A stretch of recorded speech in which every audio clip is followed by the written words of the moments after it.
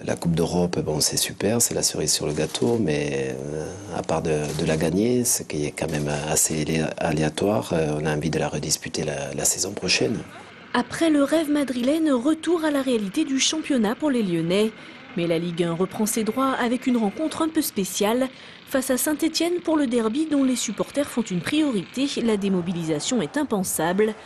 Vainqueur 1-0 à l'aller grâce à un but de l'ancien stéphanois Bafé Gomis, Lyon n'a plus perdu face à son voisin depuis 16 ans et n'entend pas arrêter là cette bonne série. Il n'y a plus tellement de joueurs qui ont été formés au club, mais il y a encore pas mal de joueurs qui connaissent la valeur d'un derby.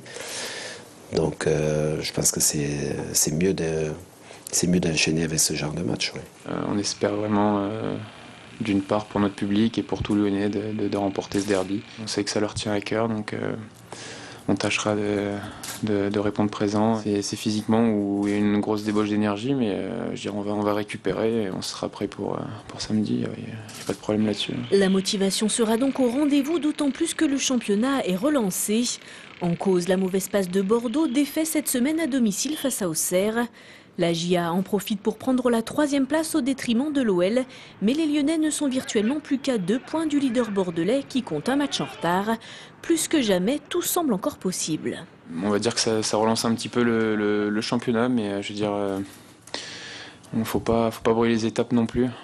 Déjà assurer notre place sur le podium, et qui est synonyme d'une qualification pour la prochaine Coupe d'Europe. L'OL, qui bénéficie d'un autre statut après sa qualification historique, n'a pas le droit à l'erreur. Mais en cas de victoire face à Saint-Etienne, les Lyonnais ont l'occasion de vivre leur plus belle semaine de la saison.